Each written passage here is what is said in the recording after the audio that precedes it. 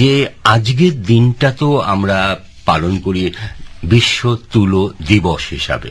তো একটু যদি আমাদের শ্রোতা বন্ধুদের বলেন যে বিশ্ব তুলো দিবস ঠিক কবে থেকে পালন করা শুরু হয়? রাম ভাই, এই বিশ্ব তুলো দিবস যেটা প্রথমে আমেরিকার 4টে দেশ, যেটা বেনিন, বার্কিনিয়া ফাসো, চাঁদ আর মালি, এই 4টে দেশ প্রথম মানুষের জীবনে তুলোর গুরুত্ব, দৈনন্দিন জীবনে এর ব্যবহার এবং অর্থনৈতিক দিক দিয়ে এটা অনেক অপরিহার্য গুণগুণ সম্পন্ন, সেই কথা মাথায় রেখে তারা প্রথম এই তুলো দিবস হিসাবে পালন করে। ঠিক পরবর্তীকালে 2021 সালের আগস্ট মাসে যে যুক্তরাষ্ট্রীয় সাধারণ সম্মেলন হয়েছিল, সেখানে এই তুলোর গুরুত্ব মাথায় রেখে প্রথম তারা এই বিশ্ব তুলো দিবস 7 অক্টোবরকে ঘোষণা করে। অর্থাৎ তাহলে আপনি বলছেন সোমনাথবাবু যে বিশ্ব তুলো দিবস ঘোষিত হয় 7 অক্টোবর, কিন্তু সেটা সালটা বললেন কত? 2021 সাল থেকে। তাই এই বিশ্ব তুলো দিবস যে পালন করব আমরা বা করে থাকি আপনি বললেন, সেটা কেন? এই বিশ্ব তুলো দিবস আমরা কেন পালন করি?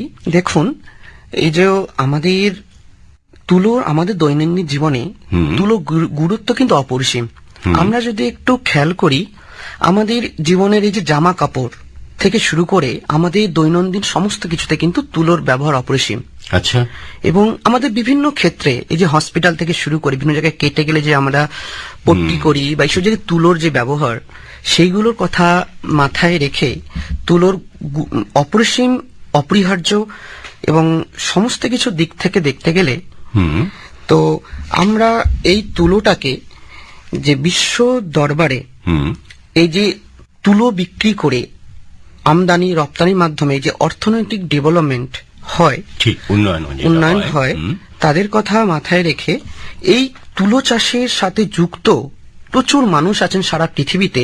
প্রায় 250 মিলিয়ন মানুষ যারা এই তুলো চাষের সাথে যুক্ত, তাদের একত্রিত করে এই তাদের অর্থনৈতিক উন্নতি এবং তাদের সার্বিক সামাজিকভাবে তাদের সচ্ছলতা কথাটা মাথায় রেখে তাদের এই তুলো সম্পর্কে অবগত করার জন্য বা তাদের মধ্যে সচেতনতা যে বৃদ্ধি, তার করার উদ্দেশ্যেই কিন্তু এই বিশ্ব তুলো দিবস।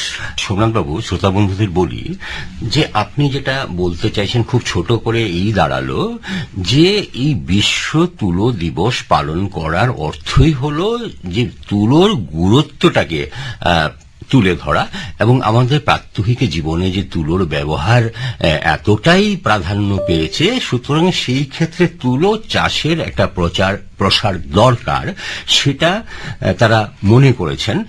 এবং সেই কারণে তুলো চাষিদেরও উজ্জীবিত করা, তাদের উৎসাহিত করা এবং তাদের উৎপাদিত ফসল যে তুলোটা যাতে ঠিকভাবে বাজারজাত করা যায় এবং সেই বাজার করার ভিত্তিতে বিশ্বের দরবারে সেখানে যে আমদানি রপ্তানির মধ্য দিয়ে যাতে একটা মোটা অঙ্কের মুনাফা কৃষক বন্ধুরা পেতে পারেন, সেদিকে লক্ষ্য রাখা হয়, তাই তো?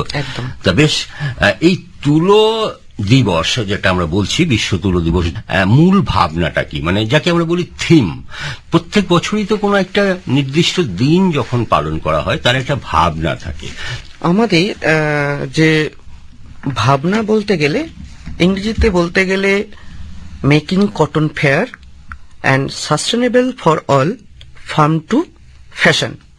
অর্থাৎ এই যে ব্যাপারটা, দেখুন, তুলো যে উৎপন্ন হয় সেটা কিন্তু ফার্মেই বা খামারে উৎপন্ন হয় এবং প্রান্তিক চাষি যারা আছে তারাই কিন্তু উৎপন্ন করে।